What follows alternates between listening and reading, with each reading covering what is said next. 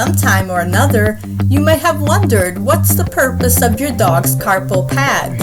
Yes, we're talking about that oval area of rough skin on a dog's front legs, a little further up from its dew claws. You may be surprised that a lot of dog owners don't even know that these pads have their own names.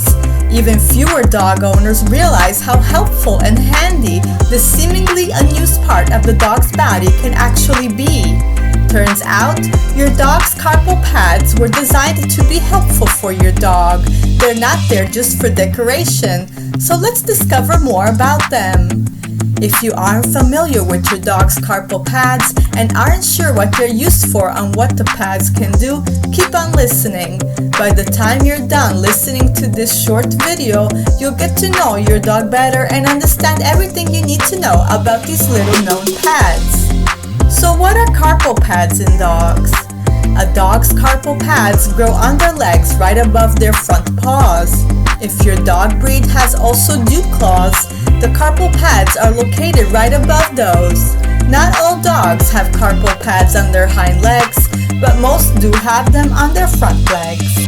You can easily spot them if you know where to find them and what you're looking for. If your dog is very hairy, has long hair, or has feathering like a Springer Spaniel on their legs, you might have to search through all the hair to find them, but rest assured they're there. Regardless of whether your dog has dew claws or not, here's a fact.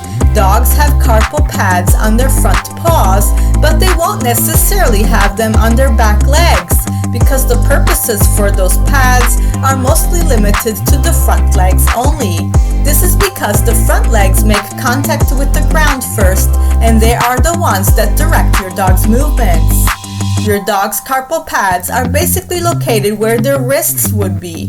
They are made of the same multi-layered hard skin that is on your dog's larger metacarpal pads located in the center of your dog's foot.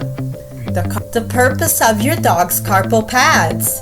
Your dog's carpal pads will not come into direct contact with the ground when your dog is running normally or just walking because of how high up they are on your dog's legs. However, if your dog is running fast, galloping, or at a canter, the carpal pads might touch the ground briefly during each cycle of the pacing.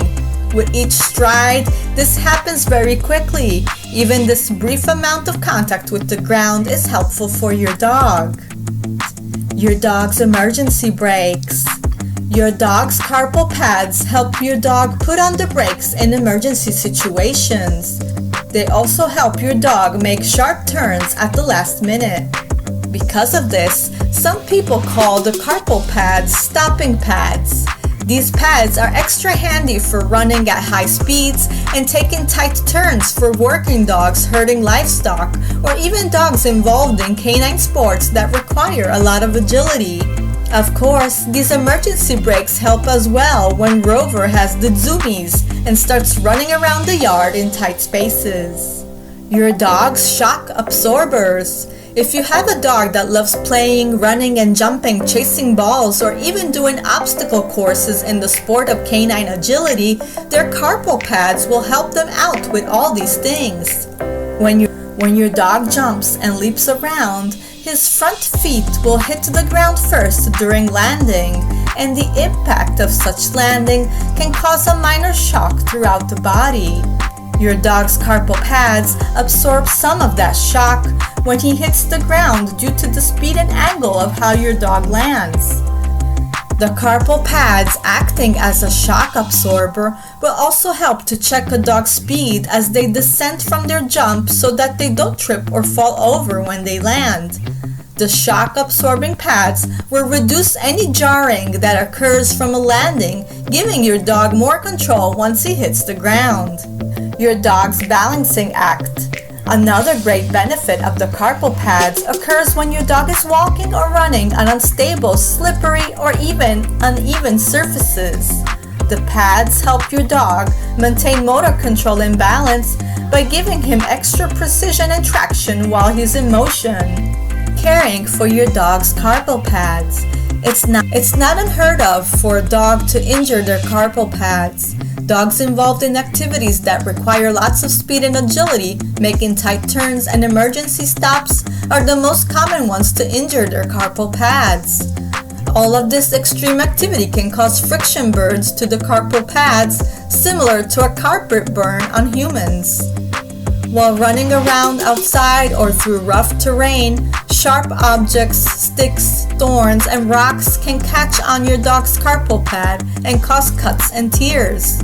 After frolicking around outside, always check your dog for any injuries to their paws. As seen, your dog's carpal pads were designed to be helpful for your dog.